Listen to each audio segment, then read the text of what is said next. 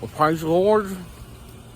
If I could talk to one person and 8 billion at the same time, it would be Mr. Jeff Bezos of Amazon and Whole Foods. Trying to do my best on this video. I feel it's important to do one now. Over the weekend, Saturday, March 15th, 2025, here in Denver, Colorado. Enter location here at Ogden and 11th. It's great. We have Whole Foods. It really is. And let me just try to get to the meat of this video real fast. Why do I want to speak with Mr. Jeff Bezos? Mr. Bezos, I know you went to outer space and you took your brother and you grew up in a shack in Southwest United States and you went to outer space. You own that big old company.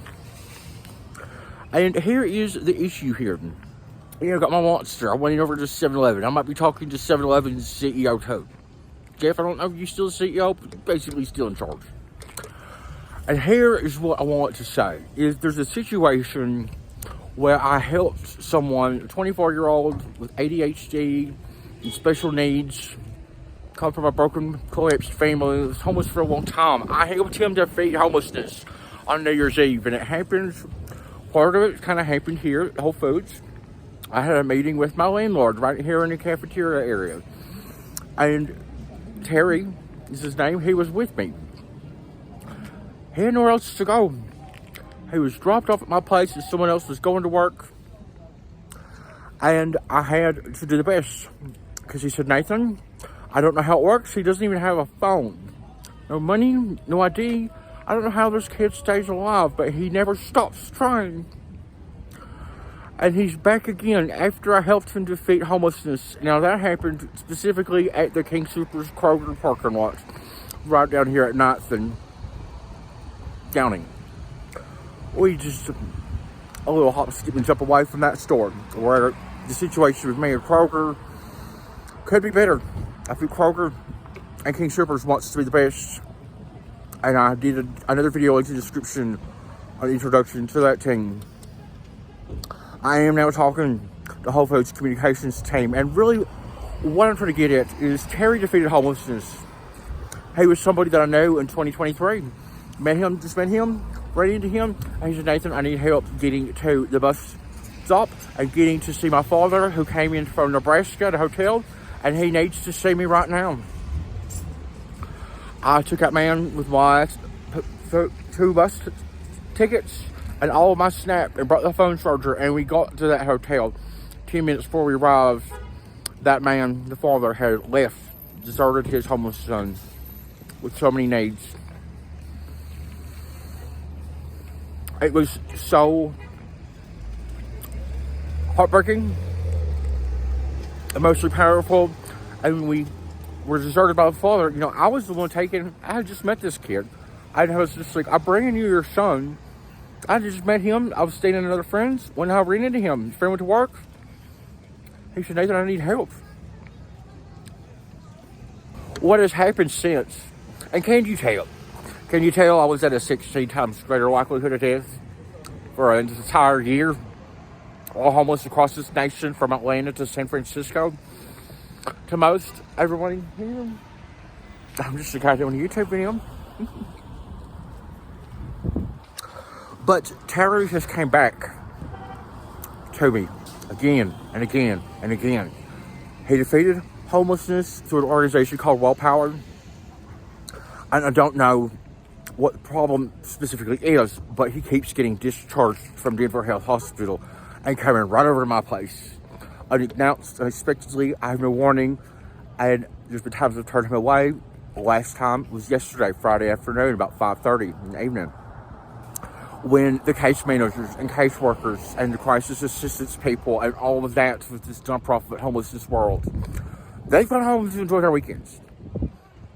I was at home after not having one for 2 years, and here I am thrown into this crisis. So I'm trying to stabilize for now. He can't stay with me forever. I'm letting him stay through the weekends. Have another friend coming over that's going to try to help. But here is the real meat of it. And it's asking, well, here we got 7-Eleven, one of my former employers. The last one I really had, where I had to flee that job because someone was committing adultery and sleeping with whoever else What was more important to them than me defeating homelessness at the final stretch by working my own means. 7-Eleven had 3 homeless people at that store. When I got back from San Francisco, I fled because it was best for everyone's best personal safety. When I got back to 7-Eleven, or Denver, that 7-Eleven, not this one, but a different one I worked at, was owned by people from another nation. It was like Americans stopped believing in that 7-Eleven. We had 3 homeless people. We were the very best people to work there and defeat homelessness. Given all the challenges we have, just showing back up to work on time the very next day, having somewhere to go that night when we get off. I've already done all that. I was 100% successful in that. But now I'm burdened with the challenge of this 24-year-old that has so many special needs, not a firm awareness of all the things, but does know who good people are and keeps coming back to them. Which is why I keep coming back to Whole Foods, because you were part of the story. I don't have the full video edited or published yet, but I do have video from New Year's Eve when he defeated homelessness. And I do have a picture of me and Terry at Whole Foods on that day. And yesterday, we came back in here again. As I was trying to scramble around to figure out what to do, I didn't really want to let him directly in my apartment right away. See if there was an alternative solution. But I'm asking Whole Foods and Kroger, Pink Troopers, I'm asking these 2 organizations, when Denver Health Hospital discharges somebody without any shoes, without a phone, without any ID or money or a plan or knowing where they're going, really? I think he walked here from the hospital. He probably didn't even have a bus ticket. If he had a bus ticket, he didn't have directions. I'm asking these billion-dollar companies, Whole Foods and Kroger and Pink Troopers, and might as well 7-Eleven, you part of the story too. How is it in the greatest country in the world when Denver Health Hospital, which just got like a $50 million whatever, we voted on it, they got it. They get $50 million. Nathan Costa can't work. Doesn't have that 11th Social Security card. But all the weight and responsibility of handling something on a weekend where someone has nowhere else to go, maybe they still have housing with wild power, we don't know, we can't even reach them on the phone. But I'm asking the 2 companies here, our largest grocers, can you do it any better than I can?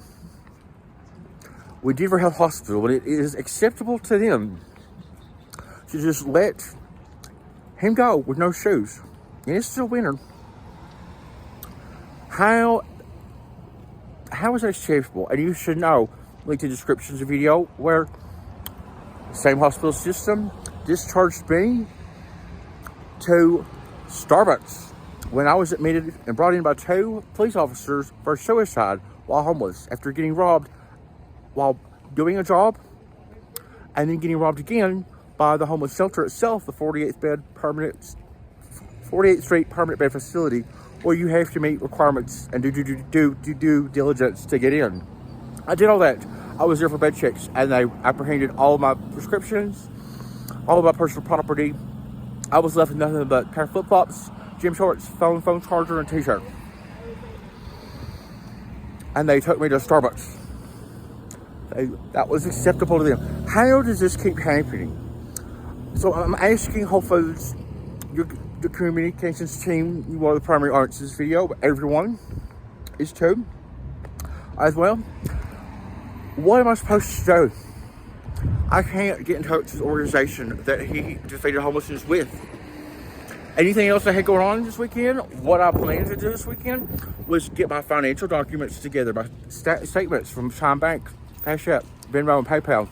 Look at, you start doing a deep dive. How much money did Nathan Acosta have while homeless across this nation and crossing it 6 times, surviving an interstate kidnapping originating in West Virginia at Taco Bell, and also finding out my father, my alleged father, sleeping with a 7-year-old boy in 2023. I have all that on my list of things to care about. Whole Foods, Kroger, what's your job to sell groceries? What is Denver Health Hospital's job? To take care of people. Are they really doing it? We are really putting the weight of responsibility people like me who just defeated the impossible. And we are surrounded by people who cannot stop trying. And the very best thing they can do, Mr. Bezos, is to go where there is more love than they can find there than anywhere else. I am the best. I am the best we have. I'm doing my best. I am doing my best. It's never been done before. That wind's picking up. Can you imagine being out here with no shoes on, no phone, nowhere to go, except hoping and praying when you push that buzzer on apartment 100, somebody's going to come out and say, yes, child, you can rest here. I had plans, don't have a lot of food, but I'm not going to let you die. And Mr. Bezos, I know you took your brother with you to outer space. I have a brother that works for you at the fulfillment center for Amazon in Charlotte, North Carolina. It's true. Yesterday I contacted Whole Foods in Raleigh, North Carolina at the South Park Mall location, I think on Fairview Road in Charlotte. At the Pacific Street location in San Francisco, I contacted many Whole Foods. I contacted the one at Union Station on Water Street. And I said, please just have a record, got my name, number down. A supporter of Whole Foods understands. It's nationwide, and Country Star is too. We need a solution. I'm hoping my friend can get here a little bit later today. I'm going to get back home, and we can help determine the best path forward for Terry. I think Terry needs some other adults to help him figure out what he wants to do with his life, determine if Well Power's housing solution is still a good fit for him. It may not be. I do not know yet. We cannot reach anybody there. Well, Whole Foods and Kroger Key Supers, you kicked out Terry yesterday because he wasn't wearing shoes. The hospital just discharged him within an hour of that happening. But he comes to me. So I'm asking the greatest country in the world. I'm asking Jeff Bezos, Whole Foods, Amazon, and Kroger. 7-Eleven's already done their part. We cut the fuck up and went back to work as many times as we could until that store couldn't hold on anymore. Now we have got to find a way to just hold on to each other. Fresh for everyone, friendly and caring. I see more smiles over here at Whole Foods. One more thing I want to add here as I get on this scooter and go my 1,583rd mile. Hopefully make it back home. These are good unshorted trips. I asked Terry today, was anybody in his family ever in the military? I could tell you, Whole Foods team, Jeff Bezos, my father has a poor relationship with veterans who went to January 6th. Before that, he took more than $20,000 from the town of Rainelle, West Virginia, and never fulfilled his obligations to fulfill a contract to paint a mural honoring U.S. veterans of the Vietnam War. There was other things before that. But I will tell you that of all of my neighbors, the one that has probably the closest interactions with me, and a lot of them have been not so positive. I think that Mr. Lou is somebody that is resistant to change. He's older and just unaware of all the challenges I have. And the people that come to see me, what they're needing and going through, and how we can't just buy our way out of it or have simple solutions. I'm still without a spare key, for example. And I think about what Terry said to me when I asked, was anybody in his family in the military? Terry said to me his grandfather was, I believe, in the Army. He didn't know much more about that. But I think about, and Lou is a U.S. veteran of the Vietnam War, I think about Terry's real-world reality today and what may have happened. We don't know. But it's possible his grandfather might have been at war, might have came back never the same. And that had an impact on his family and his upbringing. Given his father wasn't there, when he came back, he wasn't the same and may not have been able to raise Terry's parents, or one of them, the way he intended, or we just don't know, but it is possible. My grandfather, Clifford Eugene Blevins, shook hands with Winston Churchill in Korea, and he came back never the same. So I'm just asking people still watching, hopefully you, Mr. Bezos, understand it's an American issue that's very, very striking at the epicenter of the families and the collapse of the families, and those kinds of thoughts need to be thought of. God bless.